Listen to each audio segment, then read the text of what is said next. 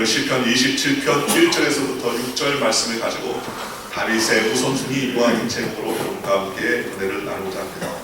세상을 살면서 고난을 면제받은 사람은 아무도 없을 것입니다. 개인의 생로병사의 문제로부터 결혼, 가정을 이루며 사는 부부의 사이, 또 자녀를 키우는 일, 이민을 나오면서 신분 문제 등 우리의 삶에는 각종 생활의 문제와 환경의 문제, 이러한 저러한 여러 가지 어려운 문제들이 우리 가운데 있다는 사실을 누구나 알 수가 있을 것입니다. 여러분, 이러한 고난의 문제를 만나게 되면 사람은 두려워하고 침몰하는 사람이 있는가 하면 또 어떤 사람들은 더욱더 적극적으로 새로운 전환점을 만들어서 하나님 앞에 나아가 새로운 문제를 극복하고 축복의 길로 나아가는 그러한 사람도 있습니다. 저와 여러분은 어떤 사람이 되어야 되겠습니까? 고난의 문제에 허덕이며 낙심하는 자들이 아니라 고난을 뛰어넘어 하나님의 은혜로 비상하는 저와 여러분들이 되시기를 주님의 이름으로 축원합니다.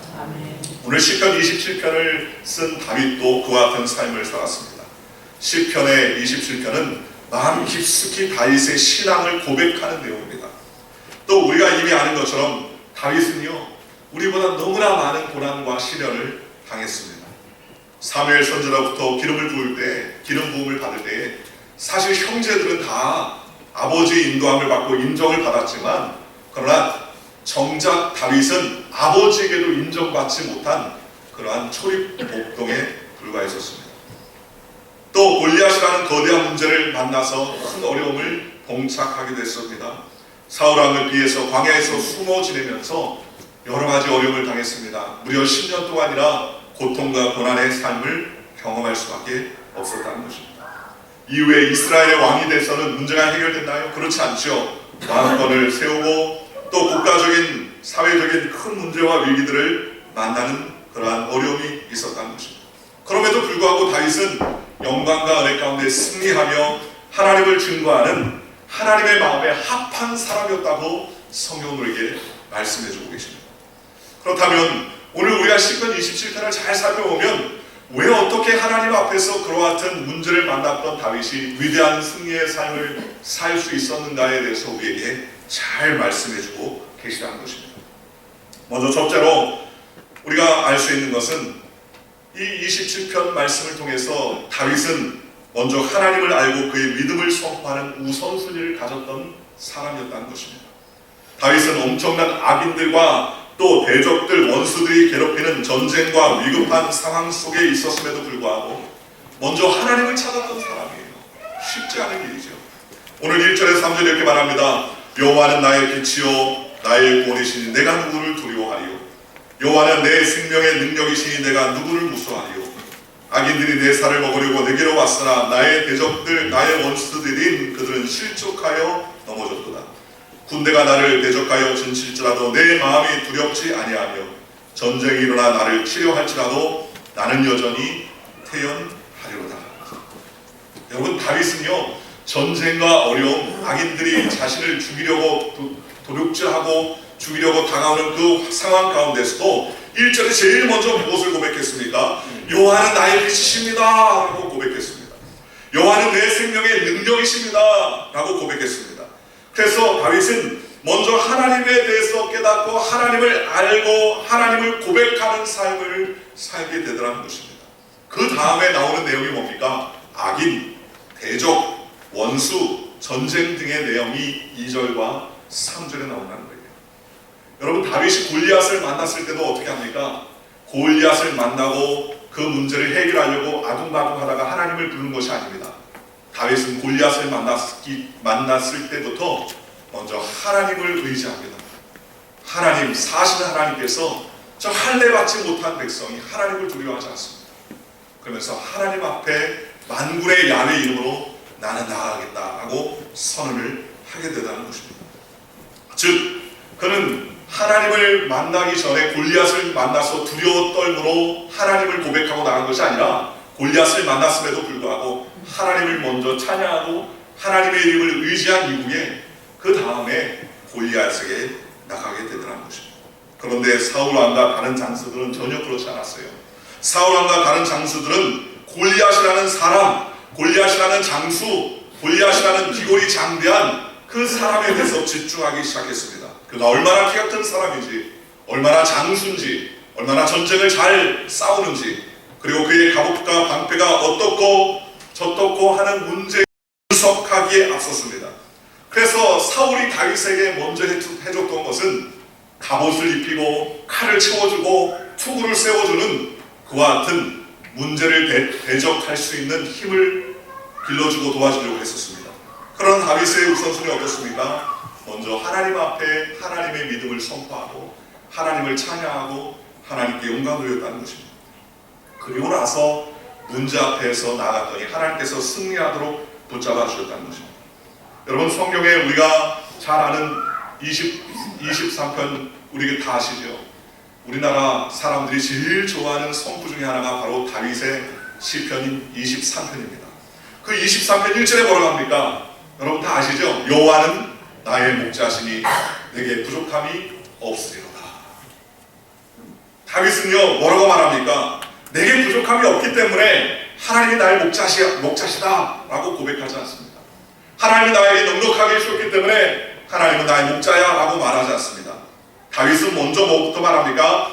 여호와 하나님을 알고 그 믿음을 선포합니다. 여호와는 나의 목자시다 라고 선언합니다. 여호와가 나의 목자시다 라고 선언합니다.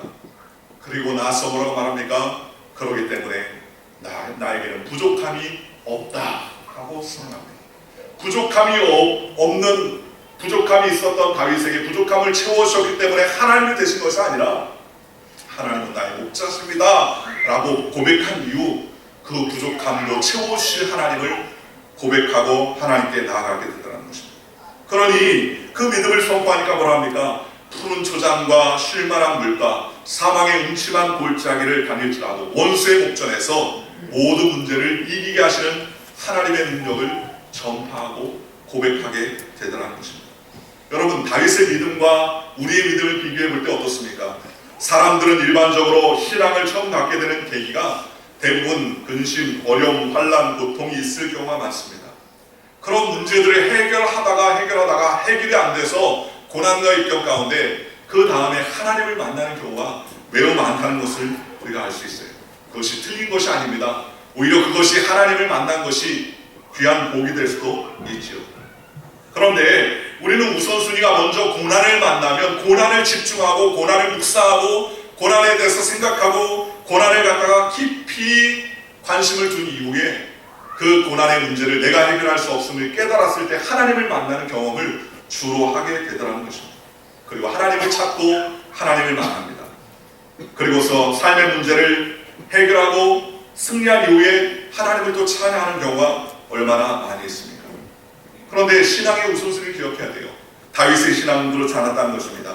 문제나 고난, 두려움에 시작하는 그러한 하나님을 만난 것이 아니라 하나님을 만나고 난 이후에 고난도, 문제도, 어려움도, 역경도 주님께서 극복해 주신다, 주님께서 이기게 하신다라는 소망과 믿음을 갖기 시작하더라는 것입니다. 얼마나 감사한 일입니까? 다니엘서 1장에 보면 포로로 잡혀간 다니엘이 다른 사람보다 더 놀라운 승리를 누립니다. 그럴 수 있었던 까닭은요, 먼저 하나님을 알고 믿음을 선언하더라는 것입니다. 문제를 만난 다음에 하나님 도와주세요가 아니라 어려운 문제가 없었지만 그러한 환경 가운데서 하나님, 나는 하나님을 찬양합니다, 하나님의 뜻대로 삽니다, 그렇게 믿음을 고백합니다. 다니엘서 1장 8절과 9절에 이렇게 말합니다. 다니엘은 뜻을 정하여 왕의 음식과 그가 마시는 포도주로 자기를 더럽히지 아니하리라 하고 자기를 더럽히지 아니하도록 환관장에게 구하니 하나님이 다니엘로 하여금 환관장의 은혜와 긍휼을 얻게 하신지라 라고 말했습니다. 다니엘은 문제나 고난 때문에 마음이 빼앗기지 않았습니다. 두려워하지 않았습니다. 남의 탓하지 않았습니다. 세상 탓하지 않았습니다. 오히려 그러한 환경 가운데서 또 하나님을 찬양할 수 있는 담대한 믿음을 가졌다고 성경은 말씀하셨습니다. 오늘 저와 여러분도 마찬가지입니다. 하나님 앞에서 우리는 문제를 만나서 하나님, 이 문제를 어떻게 합니까? 문제를 해결하고 문제를 봉착하고 그 문제를 이기기 위해서 노력하고 애쓰다가 하나님 만난 것이 아니라 오히려 우리의 삶에 하나님, 내 삶의 전부는 하나님이십니다, 내 삶의 자원은 하나님입니다 라고 선언할 때 그 선언을 통하여서 우리의 문제를 극복하게 하시고 이기게 하시고 승리토록 하나님께서 역사해 주시고 믿으시기를 주님의 이름으로 축원합니다. 그러니 다윗의 신앙은 어떻습니까? 하나님을 선언하고 하나님을 외치는 우선순위를 가졌던 사람이었다고 성경은 말씀하셨습니다. 우리는 성경의 말씀을 읽다가 사드락, 메삭, 아베드고가 풀무불에 들어가서도 죽지 않았다, 머리카락 하나도 타지 않았다, 거기에 집중합니다. 결과에 집중하죠. 그러나 그들이 결과에 집중해서 들어갔습니까? 그렇지 않았어요.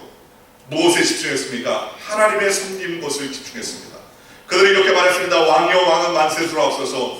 우리가 섬기는 하나님께서 능히 우리를 건져주시겠거니와 그리하지 않아도 우리는 우리 하나님을 섬길 줄 왕은 아옵소서. 느부갓네살 마음에요, 불을 막 지르는 거예요. 모든 사람이 다 무릎을 꿇고 절하고 왕의 금신상 앞에 절하는데 이 세 청년이 꼿꼿하게 서가지고 절을 하지 않습니다. 그러면서 하나님이 말하기를 풀무불에 들어가도 하나님이 우리를 건져주실 수 있습니다. 그러나 건져주지 않아도 우리는 하나님만 섬깁니다. 그러니 왕이 어떻게 합니까? 야, 풀무를 7배나 더 뜨겁게 해라. 얼마나 뜨겁게 했으면 풀무불을 근처에도 안 간 그 병사 하나가 불에 타 죽을 정도였습니다.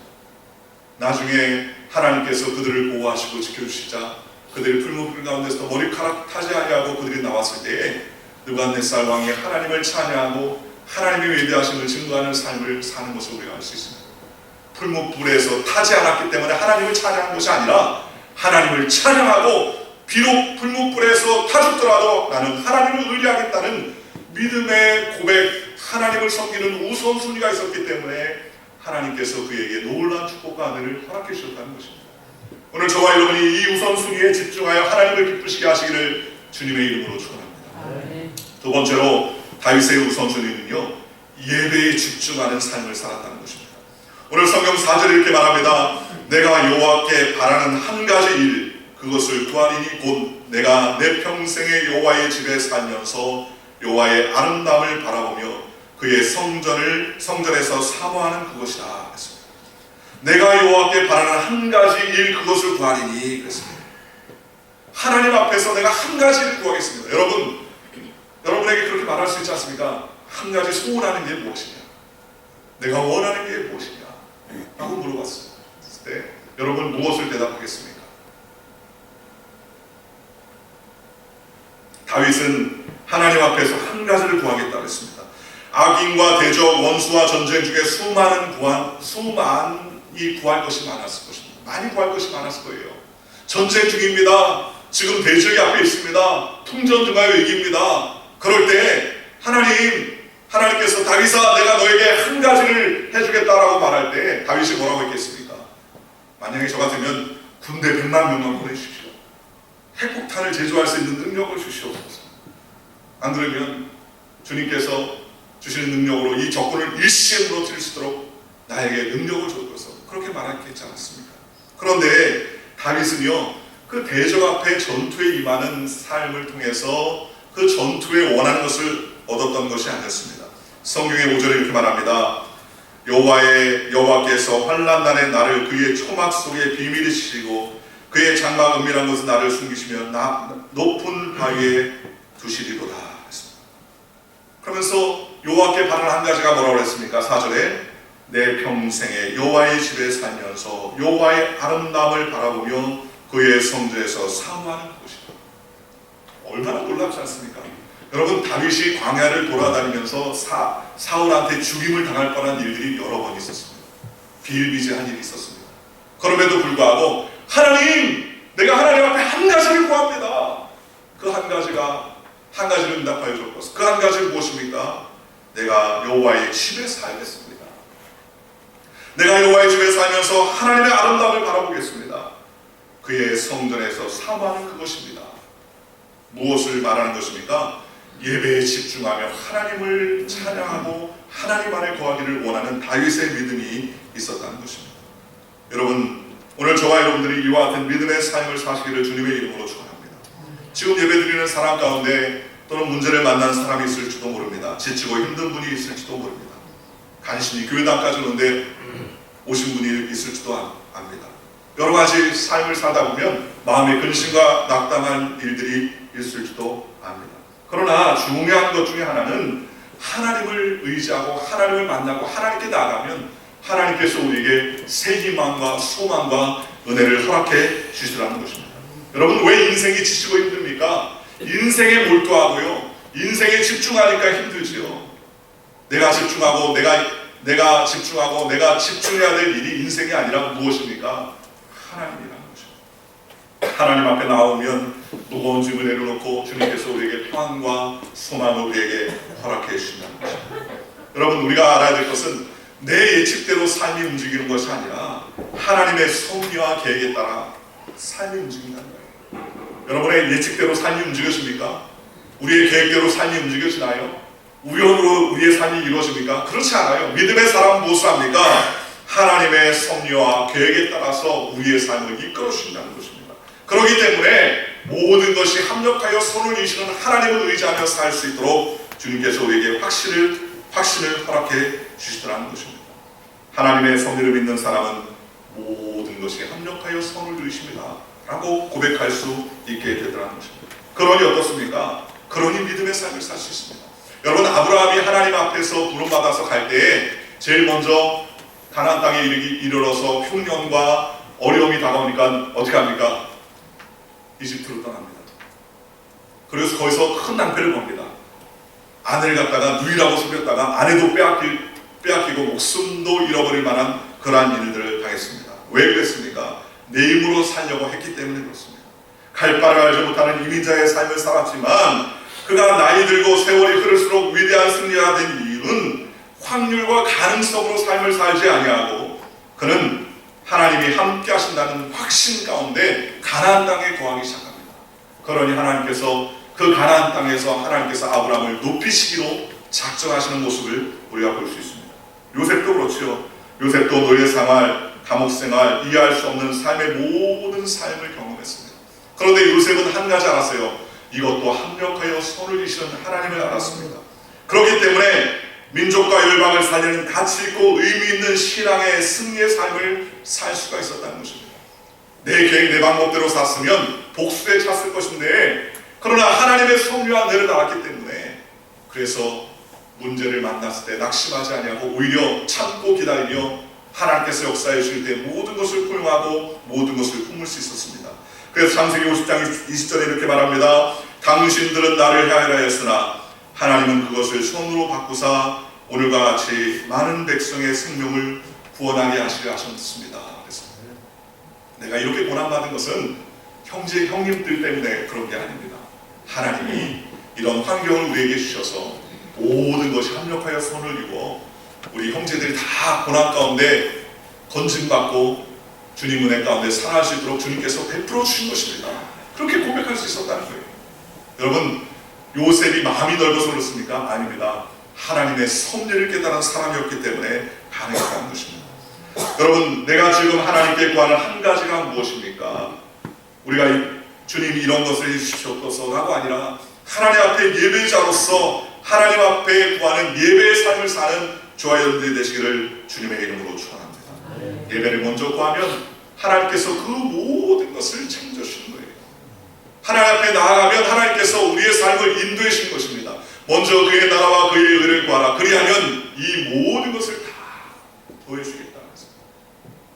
얼마나 감사합니까? 예배를 잘 드리니까 우리 이광재 교수님도 보내줘가지고 이런 세미나를 통해서 우리에게 좋은 지식도 알려주시고 건강할 수 있는 오늘 조찬하면서요, 특별한 것을 배웠습니다. 특별한 것. 아침에 운동하는 게 이게 다 좋은 것만 아니라는 사실도 또 알았어요. 오늘 저녁에 오신 분들은 귀한 은혜를 또 듣겠지만 우리가 하나님 앞에 예배하는 삶을 살면 하나님께서 우리에게 사랑을 붙여주십니다. 환경을 열어주십니다. 주의 은혜 가운데 나갈 수 있도록 책임져 주시더라는 것입니다. 오늘 저와 여러분이 예배의 우선순위를 두며 하나님 앞에 영광 있는 믿음의 삶을 사시기를 주님의 이름으로 축원합니다. 어떤 분이 그러더라고요. 교회는 파가 많다는 겁니다. 교회 무슨 파냐 그랬더니 종을 땅 치면 예배 성전에 들어오는 종파가 있다는 종을 땡 치면 교회에 이제 들어가요. 묵도할 때 들어오는 묵도파가 있고요. 대표기도 할 때 들어오는 대표기도파가 있고 성가대가 찬양할 때 들어오는 성가대 찬양파가 있다는 겁니다. 갈 때도 더 파가 다 틀리다는 거예요. 헌금 기도를 할 때 나가는 헌금 기도파가 있고 광고할 때 슬그머니 나가는 광고파가 있고 주기도문성가 축도할 때 나가는 축도파가 있다는 겁니다. 파들이 되게 많다는 거예요. 그러나 중요한 것은요, 우리가 먼저 하나님을 예배하면 하나님께서 이 모든 것을 채워주시는 거예요. 오늘 저와 여러분이 하나님 앞에 집중하고 하나님 앞에 예배하고 하나님께 영광을 드리는 믿음의 삶을 사시기를 주님의 이름으로 축원합니다. 저는 김선실 목사님을 그 주일날마다 픽업하는데 참 귀하십니다. 우리 목사님. 왜 귀하십니까? 우리 목사님 여기 아침 9시 반 이전에 도착하세요. 목사님 너무 이른 거 아닙니까? 너무 이른 건데요. 빨리 가자. 제가 9시 15분쯤 픽업을 하는데 벌써 나오고 계세요. 오늘도 9시 10분도 안 되셨는데 전화 오셨다. 어디 목사님 어디에요? 그러시더라고요. 또서 기다리세요. 그 성전에 오시면 뭐 하십니까? 우리 목사님 성전에 오시면 뭐 하셔요? 계속 기도하셔요. 여러분, 주의 종이 복을 얻는 이유가 뭡니까? 주를 위해서, 또 주의 종을 위해서, 교회를 위해서 기도하는 주의 백성들이 많기 때문에 그렇습니다. 그게 저의 복입니다. 저와 여러분의 복인 줄 믿습니다. 그래서 우리 김선일 목사님, 우리 이광재 교수님 말씀하신 것처럼 120세까지 하셔야 돼요.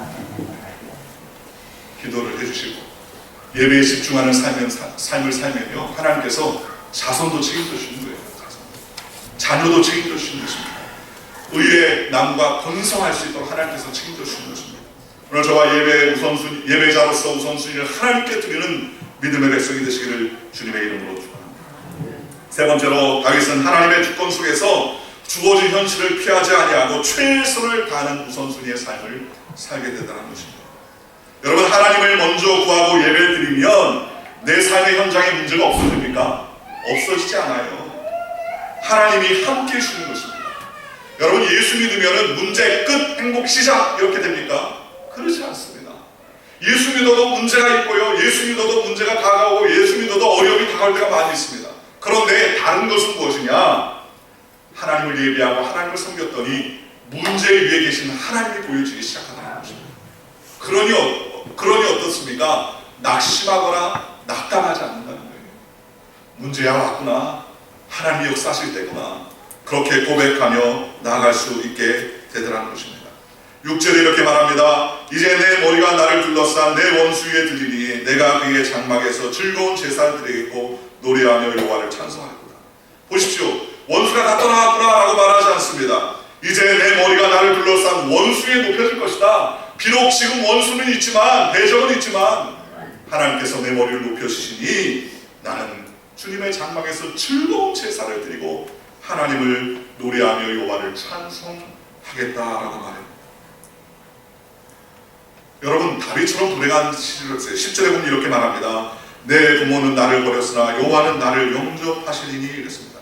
다윗의 성경을 읽어보면요, 다윗의 내용 중에 어머니에 대한 내용이 별로 안 나오지 않습니다. 다윗의 아버지 이새가 형제들을 갖다가 그 사무엘 앞에 기름 부음 받게 할 때 다윗은, 야, 너는 양이나 치러서 좀 멀리 가 있어. 괜히 시끄럽게 하고 그냥 그 선지자와 가지고 귀한 기름 부었는데 그냥 거친 돌이 될까봐 멀리 떠나 있어라. 그는 아버지에게도 어떻게 보면 별로 이렇게 중요하게 인정받지 못한 그런 아들 중에 하나가 누굽니까? 다윗이었어요. 아마 어머니에게도 특별한 사랑을 많이 받지 못했던 것 같아요. 다윗은 귀염을 받았던 막내가 아니라 어떻게 보면 무시를 받았던 막내였다는 것입니다. 그런 상황에서 안 되는 사람들의 특징은 어떻습니까? 어떻게 나를 부모가 나를 버릴 수 있어? 그러면서 부정적으로 접근하기 시작하면요, 원망하고 남의 탓하고 또 부정적으로 생각하게 되더라는 것입니다. 그런데 그럼에도 불구하고 다윗은 그런 환경 가운데 누구를 붙들었습니까? 하나님을 붙들었어요. 하나님을 붙들었다는 것입니다. 그리고 또 최선의 삶을 다했다는 것입니다. 그러므로 하나님은 다윗의 신앙을 높여주셔서 역전의 신앙이 되게 해주시라는 것입니다. 여러분, 사람에게 미움받았다고 낙심하지 마십시오. 사람이 나를 인정해주지 않는다고 낙심하지 마십시오. 여러분, 왜요? 우리가 하나님께 집중하면요, 하나님께서 그 모든 환경도 변화시켜 주시라는 것입니다. 사람에 대한 깊은 상처가 있다고 새롭게 사람을 안 만나겠다고 하고 낙심할 필요가 없다는 것입니다. 삶에 트라우마가 있다고, 사고를 만나고 사람을 통하여서 문제를 만났던 트라우마가 있다고 갇혀서 살면 안 된다는 것입니다. 왜요? 하나님은 문제보다 대적보다 더 크신 하나님이기 때문에 그렇다는 오히려 하나님은 우리의 문제를 뛰어넘어 역사하시는 분이라는 사실을 우리가 잘 알아야 됩니다. 여러분, 피겨의 여왕 김연아 아시죠?